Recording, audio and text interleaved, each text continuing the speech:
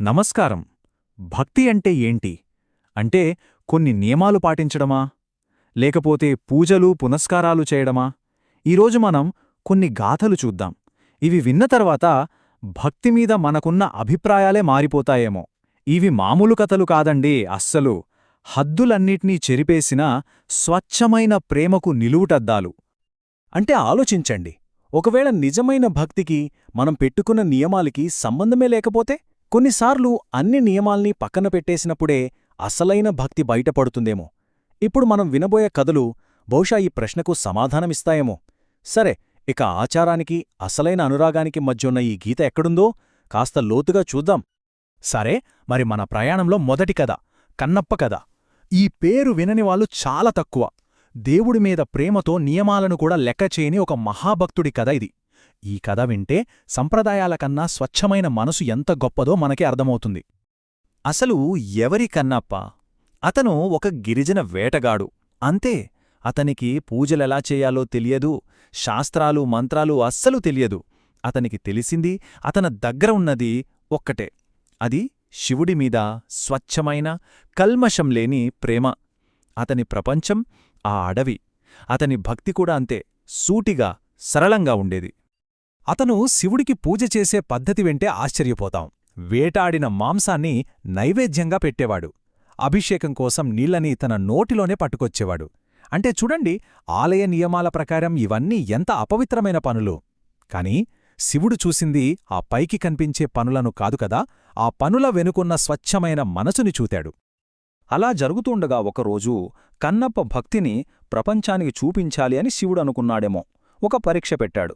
మామూలుగానే గుడికి వచ్చిన కన్నప్పకి శివలింగం కన్నులోంచి రక్తం కారుతడం కనిపించింది. అంతే, తల్లడిల్లిపోయాడు. అయ్యో, నా దేవుడికేమైంది? ఎవరో గాయపరిచారే అని విలవిల్లాడిపోయాడు. వెంటనే అడవి అంతా పరిగెత్తి పసురుమందులు తెచ్చాడు, పెట్టాడు. కాని రక్తం ఆగలేదు. అప్పుడతనికి ఒకటే ఆలోచన వచ్చింది. కంటికి కన్ను. ఒక్క క్షణం కూడా ఆలోచించలేదు. తన బాణం తీసుకొని తన కన్నుని పెకిలించి రక్తం కారుతున్న ఆ లింగం కంటిమీద పెట్టాడు. చిత్రంగా రక్తం కారడం ఆగిపోయింది. ఎంత తీవ్రమైన ప్రేమ, ఎంత తక్షణమైన త్యాగం! అయ్యో, నా శివుడు బాగున్నాడు అని సంతోషించే లోపే రెండో కన్నులోంచి కూడా రక్తం కారడం మొదలైంది. ఇప్పుడొచ్చింది అసలు సమస్య. సరే, ఈ కన్ను కూడా తీసిపెడదామనుకున్నాడు. కాని రెండో కన్ను కూడా తీసేస్తే అతనికి కనబడదు కదా. మరి గుడ్డివాడై ఆ కన్నుని సరిగ్గా ఆ రక్తపుచార మీద ఎలా పెట్టగలడు? ఇక్కడే కన్నప్ప ఆలోచన మనల్ని నివ్వెరపరుస్తుంది. అది పిచ్చిలా అనిపించచ్చు, కాని అది స్వచ్ఛమైన ప్రేమనుంచి పుట్టిన తర్కం. సరే, కన్ను తీసే ముందు ఆ రక్తం కారుతున్న చోటు గుర్తుండాలి కదా. అందుకని తన పాదాన్ని ఆ శివలింగం కంటిమీద గుర్తుగా పెట్టాడు. ఆలోచించండి, శివలింగం మీద కాలు పెట్టడం మహా అపచారం. కాని ఇక్కడ అది దేవుడిమీద చూపించే అత్యున్నతమైన శ్రద్ధకు నిదర్శనంగా మారింది. ఇక రెండో కన్నుని పీకడానికి బాణం పైకెత్తాడు. అంతే, సాక్షాత్తు శివుడే ఆ లింగం నుంచి ప్రత్యక్షమై అతని చెయ్యి పట్టుకున్నాడు. ఆగునాయనా, కన్నప్ప, ఇంతటి ప్రేమలు ఎవ్వరూ చూపలేదు అని అన్నాడు. ఆ అమాయక భక్తికి, ఆ నిష్కల్మషమైన ప్రేమకి శివుడు కరిగిపోయాడు. అతనికి మోక్షాన్ని ప్రసాదించాడు. ఈ కథ మనకు చెప్పేది ఒక్కటే: ఎన్ని సంప్రదాయాలు, ఆచారాలున్నా వాటన్నిటికన్నా చిత్తశుద్ధే గొప్పది. కన్నప్ప కథ త్యాగానికి సంబంధించింది. మరిప్పుడు మనం చూడబోయే కథ విశ్వాసానికి సంబంధించింది. నందనార్ కథ. ఇక్కడొక వ్యక్తి తన భక్తితో కేవలం తనని తాను మాత్రమే కాదు, సమాజం గీసిన గీతలను ఎలా దాటాడో చూద్దాం. భక్తికి సామాజిక అడ్డంకులు అడ్డొస్తాయా? రావా? చూద్దాం. నందనార్ సామాజికంగా అణచివేతకు గురైన ఒక వర్గంలో పుట్టాడు. దానివల్ల గుడిలోకి అడుగుపెట్టే అర్హత కూడా అతనికి లేదు. అతనికి ఉన్న బాధల్లోకెల్లా పెద్ద బాధేంటో పెరుసా? గుడి గర్భగుడిలో ఉన్న శివుడిని కళ్ళార చూడలేకపోవడం. అయినా సరే, బయటనుంచే అతని గుండె నిరంతరం శివనామస్మరణతో మారుమోగుతూ ఉండేది. ఒకసారి తిరుపున్గూర్ అనే ఆలయానికి వెళ్లాడు. లోపలికి వెళ్లలేడు కదా. బయటనుంచే దేవుణ్ణి చూద్దామని ఎంత ప్రయత్నించినా గర్భగుడికి అడ్డంగా ఉన్న పెద్ద నంది విగ్రహం కనిపించింది కాని శివులు కనిపించలేదు. ఆ నంది కేవలం ఒక రాయి కాదు, అతని దారికి అడ్డుగా నిలబడ్డ సమాజానికి ఒక గుర్తు. కళ్లలో నీళ్లతో, స్వామీ, నేను లోపలికి రాలేను, కనీసం ఇక్కడనుంచైనా ఒక్కసారి కనిపించు తండ్రి అని ఆర్తిగా వేడుకున్నాడు. అప్పుడు జరిగిందొక అద్భుతం. నమ్మశక్యం కాని విధంగా ఆ పెద్ద రాతి నంది విగ్రహం పక్కకి జరిగింది. అంతే, అతనికి శివుడి దర్శనం స్పష్టంగా అయ్యింది. అతని ఆర్తికి ఆ దేవుడి కరుణ ఎలా స్పందించిందో చూడండి. అయితే అతని జీవితంలో ఒక పెద్ద కోరిక ఉండేది. అది శైవులకు అత్యంత పవిత్రమైన చిదంబరం ఆలయంలోని నటరాజస్వామిని దర్శించుకోవడం. ఎంతో ధైర్యం చేసి ఆశతో చిదంబరం వెళ్ళాడు. కాని కథ మళ్ళీ మొదటికే వచ్చింది. ఆలయ ద్వారాల దగ్గరే అతన్ని ఆపేశారు. ఇది అతని భక్తికి పెట్టిన అసలైన అంతిమ పరీక్ష. మళ్ళీ సాక్షాత్తు శివుడే కల్పించుకోవాల్సి వచ్చింది. ఆ గుడి పూజారులందరి కలలోనూ కనిపించి, నా భక్తుడు బయట ఉన్నాడు, అతన్ని లోపలికి తీసుకురండి అని ఆజ్ఞాపించాడు. దేవుడు చెప్పిన సమాజం కట్టుబాట్లు ఊరికే పోవుగదా, సరే తీసుకొస్తాం కాని అతను పవిత్రుడని నిరూపించుకోవాలి, ఒక అగ్నిపరీక్ష పెట్టాలి అని నిర్ణయించారు. నందనార్ భయపడలేదు. శివనామాన్ని జపిస్తూ ఆ మండుతున్న అగ్నిగుండంలోకి నడిచాడు. అద్భుతం! అగ్ని అతన్ని ఏమీ చేయలేదు. పైగా ఆ జ్వాలల నుంచి బయటికొచ్చేసరికి అతని శరీరం ఒక దైవిక తేజస్సుతో ప్రకాశిస్తోంది. ఇక ఎవ్వరూ అతన్ని ఆపలేకపోయారు. గర్భగుడిలోకి వెళ్ళాడు. తన జీవితాంతం చూడాలనుకున్న నటరాజస్వామిని చూశాడు. చూస్తూ ఉండగానే ఆ దైవంలో, ఆ దివ్య కాంతిలో కలిసిపోయాడు. అతని భక్తి, అతని కులాన్ని, అతని గుర్తింపుని అన్నిటినీ చెరిపేసి అతన్ని దేవుడిలో ఐక్యం చేసింది. సరే, ఇప్పటిదాకా నియమాలను, సామాజిక కట్టుబాట్లను దాటిన భక్తిని చూశాం. ఇప్పుడు మనం వినబోయే కథలో పంద్యం ఇంకా పెద్దది. ఇది భక్తికి, విధిరాతకి మధ్య జరిగిన పోరాటం.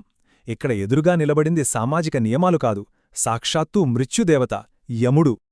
మార్కండేయుని తల్లిదండ్రులు పిల్లల కోసం శివుడిని ప్రార్థిస్తే, శివుడు వాళ్లకి ఒక విచిత్రమైన వరమిచ్చాడు. 2 అవకాశాలు. 1, 100 బతికే ఒక మందబుద్ధిగల కొడుకు. లేదా 2, అపారమైన జ్ఞానం, భక్తి ఉన్న కొడుకు. కాని అతని ఆయుష్షు కేవలం 16 ఆ తల్లిదండ్రులు రెండోదాన్నే ఎంచుకున్నారు. అనుకొన్నట్టే మార్కండేయుడు గొప్ప శివభక్తుడుగా పెరిగాడు. కాని ఆ రోజు రానే వచ్చింది, అతని 16వ పుట్టినరోజు. విధి ప్రకారం యముడు అతని ప్రాణాలు తీసుకెళ్లడానికి వచ్చాడు. మృత్యువుని చూసి భయపడిన మార్కండేయుడు పరిగెత్తుకెళ్లి ఒక శివలింగాన్ని వాటేసుకున్నాడు. గట్టిగా పట్టుకున్నాడు. ఇప్పుడు తనని కాపాడేది ఆ శివుడు మాత్రమే అని నమ్మాడు. యముడు తన పని తాను చెయ్యాలి కదా. తన యమపాశాన్ని విసిరాడు. అది వెళ్ళి మార్కండేయుడితో పాటు అతను పట్టుకున్న శివలింగానికి కూడా చుట్టుకుంది. యమపాశం లింగానికి తగిలిందో లేదో ఆ లింగం బద్దలైంది. దానిలోంచి మహోగ్ర రూపంలో శివుడు బయటికొచ్చాడు. ఆయనే కాలాంతకుడు, అంటే కాలానికి అంతం పలికేవాడు. తన భక్తుడి కోసం ఆ శివుడు సృష్టి నియమాల్నే ఎదిరించాడు. శివుడు యముణ్ణి ఓడించాడు. తరువాత మార్కండేయుడు వైపు తిరిగి ఇలా అన్నారు, నీ భక్తి అచంచలమైనది, అందుకే నువ్వు మృత్యువుకి అతీతుడవు. నువ్వు ఎప్పటికీ 16ఏళ్లవాడిగానే చిరంజీవిగా ఉంటావు అని వరమిచ్చాడు. అంటే చూడండి, అచంచలమైన విశ్వాసం తలరాతను కూడా మార్చేయగలదు. సరే, కన్నప్ప, నందనార్, మార్కండేయుడు, ఈ 3 అద్భుతమైన కథలు విన్నాం కదా. పైకి చూస్తే వేరువేరుగా అనిపించినా ఈ కథలన్నిటిలో ఒకే ఒక అంతఃసూత్రముంది, ఒకే సత్యముంది. అదేంటో చూద్దాం. ఒకసారి చూస్తే కన్నప్ప కథ ఏం చెప్తుంది? పూజలు చేసే పద్ధతి కన్నా చేసేవాడి మనస్సు ముఖ్యమని. నందనార్ కథ సమాజంలో మనకున్న హోదా కన్నా దేవుడిమీద మనకున్న ప్రేమ గొప్పదని. ఇక మార్కండేయుడి కథ అయితే భయాన్ని మించిన విశ్వాసముంటే విధిని కూడా జయించవచ్చని. సో అంతిమంగా ఈ కథలన్నీ చెప్పే సారమొక్కటే, నిజమైన భక్తి ముందు ఈ ప్రపంచంలోని ఏ నియమం, ఏ అడ్డంకి, ఏ తలరాత, ఏది నిలబడలేదు. ఈ కథలు కేవలం పాతకాలం నాటి పురాణగాథలు మాత్రమే కావు. ఇవి మనందరినీ ఒక ప్రశ్న అడుగుతున్నాయి. మన జీవితంలో దేనినైనా ఇంత గాఢంగా నమ్మే విషయం ఏదైనా ఉందా? ఒకవేళ ఉంటే ఆ నమ్మకం కోసం ఏ హద్దులైనా, ఏ నియమాలనైనా దాటడానికి మనం సిద్ధంగా ఉన్నామా? ఒక్కసారి ఆలోచించండి. అందరికీ నమస్కారం. ఈరోజు మనం కొందరు సాధువుల కథలు తెలుసుకోబోతున్నాం. వీళ్ళు ఎలాంటివాళ్లంటే తమ నమ్మకంతో, తమ భక్తితో ప్రపంచాన్నే మార్చేసినవాళ్లు. వాళ్ల భక్తి మామూలు భక్తి కాదు, అది ఒక రకంగా చెప్పాలంటే విప్లవాత్మకమైనది, చాలా తీవ్రమైనది. అసలు ఒక మనిషి తాను నమ్మిన దానికోసం ఎంత దూరం వెళ్ళగలడు? ఈ ఒక్క ప్రశ్నతోనే ఈ ప్రాచీన కథలన్నింటినీ ముడిపెట్టి చూద్దాం. ఈరోజు మనం మాట్లాడుకునేలంతా ఈ ప్రశ్న చుట్టూనే తిరుగుతుంది. సరే, ఇంక మనం నేరుగా నయనార్ల ప్రపంచంలోకి వెళ్ళిపోదాం. అసలు ఎవరు ఈ నయనార్లు? వీళ్ళు తమిళ శైవ మతానికి చెందిన 63 మంది కవి సాధువులన్మాట. అయితే వీళ్ల కథలు కేవలం భక్తి గురించి చెప్పి ఆగిపోవు. అంతకు మించి సంపూర్ణ శరణాగతి అంటే ఏంటో చూపిస్తాయి. ఈ కథల్లోకి ఇంకా లోతుగా వెళ్లే ముందు 2 ముఖ్యమైన పదాలు మనం అర్థం చేసుకోవాలి. 1 నయనార్లు, 2 భక్తి. ఈ 2 తెలిస్తేనే మనం ఈ కథల సారాన్ని పట్టుకోగలం. ఇవే మన చర్చకు పునాది. సరే, ఈ భాగంలో మనం చూసేదేంటంటే ప్రపంచాన్ని వదిలేయడం. అంటే తమ గుర్తింపుని, హోదాని, అధికారాన్ని, చివరికి తమ శారీరక సౌందర్యాన్ని కూడా దేవుడి కోసం వదులుకున్న వాళ్ల గురించి తెలుసుకుందాం. అదెలా సాధ్యమైందో చూద్దాం. ముందుగా 2 సాధువులతో మొదలుపెడదాం. వీళ్ళిద్దరి త్యాగాలు వేరువేరు, కాని 2 చాలా కఠినమైనవి. ఒకరు తన అధికారాన్నే వదులుకుంటే ఇంకొకరు తన అందాన్నే వదులుకున్నారు. మాణిక్యవాచకర్ కథ చూద్దాం.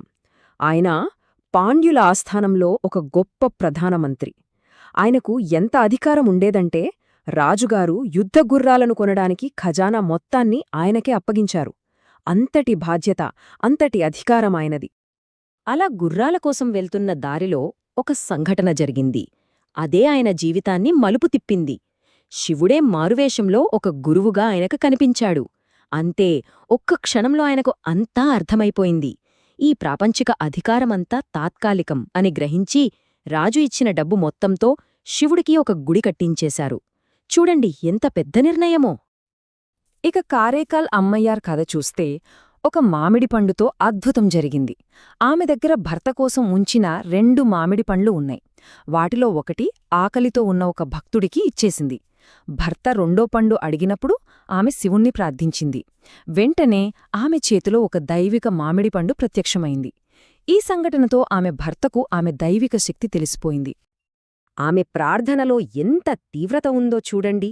ఈ భౌతిక సౌందర్యం నాకొద్దు, నాకు నువ్వు మాత్రమే కావాలి, నీ శ్మశానవాటికలో తిరిగేందుకు తగిన రూపాన్ని ఇవ్వు అని కోరుకుంది. అంటే ఆమె తన అందాన్ని భక్తికి అడ్డంకిగా చూసింది. ఇది ఎంత అసాధారణమైన కోరికోపదా! ఇప్పుడు మనం అప్పర్ కథలోకి వెళ్దాం. ఈయన కథ కాస్త భిన్నంగా ఉంటుంది. ఇది తిరిగి రావడం, సహనం, ఇంకా వినయంతో చేసే సేవలో ఎంత శక్తి ఉందో చెప్పే కథ. అప్పర్ మొదట్లో ధర్మసేనుడు అనే పేరుతో ఒక జైన సన్యాసి. కాని ఆయనకు ఒక తీవ్రమైన అనారోగ్యం వచ్చింది. ఎన్ని చేసినా తగ్గలేదు. చివరికి శివుడిని శరణు వేడిన తర్వాతే ఆయనకు నయమైంది. ఆ సంఘటనే ఆయనలోని అహంకారాన్ని తుడిచిపెట్టి ఆయనలో భక్తిని రగిలించింది. ఆయన మార్గం నేరుగా సాగలేదు, ఎన్నో మలుపులు తిరిగింది. ఆయన భక్తిని చాటుకున్న విధానం చాలా ప్రత్యేకం. ఆయన ఏ బోధకుడిగానో గుడిగుడి తిరగలేదు. ఒక సాధారణ సేవకుడిగా వెళ్లాడు. గుడిలో నేల శుభ్రం చేయడం, కలుపు మొక్కలు తీయడం, దీపాలు వెలిగించడం ఇలాంటి పనులే చేసేవాడు. ఆయన నమ్మకమేంటంటే ఒక రాజ్యాన్ని పాలించడం కంటే ఇలా సేద చేయడమే గొప్ప అని. ఇలా సేవ చేసుకుంటున్న అప్పర్ని చాలా హింసించారు. ఆయన్ని కాపాడింది మాత్రం శివుడే. చూడండి, ఆయన్ని మండుతున్న సున్నపు బట్టీలో పడేశారు. అయినా ప్రాణాలతో బయటపడ్డారు. విషమిచ్చారు, ఏమీ కాలేదు. చివరికి ఒక రాయికి కట్టి సముద్రంలో పడేస్తే ఆ రాయే తెప్పలా తేలి ఒడ్డుకు చేర్చింది. ఆయన విశ్వాసం ఆయన్ని అన్నింటినుంచీ కాపాడింది. సరే, ఇప్పటిదాకా చూసిన కథలన్నీ ఒక ఎత్తైతే ఇప్పుడు మనం చూడబోయే కథ మరో ఎత్తు. ఇది చాలా తీవ్రమైన కథ. ఇది విశ్వాసానికి ఒక అంతిమ పరీక్ష లాంటిది. ఇది సిరుతొండర్ శరణాగతి కథ. సిరుతొండర్ ఒకప్పుడు సైన్యాధిపతి. ఆయన ఒక ప్రతిజ్ఞ చేశాడు, తన ఇంటికి వచ్చిన ఏ శివభక్తుడికైనా భోజనం పెడతానని. ఈ ప్రతిజ్ఞను పరీక్షించడానికి ఒకరోజు శివుడే ఒక భయంకరమైన సన్యాసి వేషంలో వచ్చాడు. ఇక్కడి నుంచే అసలు కథ మొదలవుతుంది. ఆ వచ్చిన సన్యాసి ఒక వింతైన కోరిక కోరాడు. నేను కేవలం తాజా నరమాంసం మాత్రమే తింటాను, అది కూడా ఎలాంటి లోపాలు లేని ఒక చిన్న బాలుడిది కావాలి అని అడిగాడు. వినడానికి ఎంత భయంకరంగా ఉందో కదా! పరీక్ష ఎంత కఠినమైనదో ఇక్కడ మనకు అర్థమవుతోంది. ఒక్క నిమిషం, ఈ కథను మనం అక్షరాలా తీసుకోకూడదు. ఇది ఒక శక్తిమంతమైన ప్రతీక. ఇక్కడ బిడ్డ అంటే మనకు అత్యంత ఇష్టమైనది, మన లోతైన అనుబంధాలు, మన అహం, నేను, నాది అనే భావన. ఆ అనుబంధాన్ని పూర్తిగా వదులుకోగలమా లేదా అన్నదే ఇక్కడే అసలైన పరీక్ష. కాని పరీక్ష ఇంకా అయిపోలేదు. అంతా సిద్ధమయ్యాక ఆ సన్యాసి ఇంకో మాటన్నాడు, ఆ బాలుడిని కూడా మాతోపాటు భోజనానికి పిలవండి అని. ఇది అసలైన, అంతిమ పరీక్ష, ఊహించడానికి కూడా సాధ్యం కానిది. అప్పుడు చిరుతొండర్ ఒక్క మాట కూడా ఎదురు చెప్పలేదు. బయటకు వెళ్లి తన కొడుకును పిలిచాడు. అంతే, ఆశ్చర్యంగా బయటనుంచి ఆ బాలుడు నవ్వుతూ బతికే ఉన్నాడు, లోపనికి పరుగెత్తుకుంటూ వచ్చాడు. దీని బట్టి మనకు ఏమర్థమవుతోంది? సంపూర్ణ శరణాగతి మనల్ని నష్టపరచదు, దైవిక కృపను అందిస్తుంది అని. సరే, మనం 4 అద్భుతమైన కథలు చూశాం. ఇప్పుడు వీటన్నిట్నుంచి మనం నేర్చుకున్న పాఠాలను ఒక్కసారి చూద్దాం. అసలు శరణాగతి అంటే ఏంటో తెలుసుకుందాం. చూడండి, మాణిక్యవాచకర్ ఒక మంత్రి. ఆయన తన రాజ్యాన్ని, హోదాను వదిలేశారు. అంటే భక్తి హోదా కంటే గొప్పదని చూపించారు. కారైకాల్ అమ్మయ్యార్, అందమైన మహిళ. ఆమె తన శరీరాన్ని, రూపాన్నే త్యజించారు. అంటే భక్తి రూపం కంటే గొప్పదని చెప్పారు.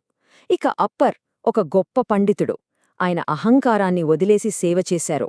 భక్తి అంటే సేవ అని నిరూపించారు. చివరిగా చిరుతొండర్ ఒక తండ్రి. ఆయన తన అనుబంధాన్ని వదులుకున్నారు. భక్తి అంటే నమ్మకం అని చూపించారు. సో ఈ కథలన్నింటిలో ఒకే ఒక ఉమ్మడి సూత్రముంది.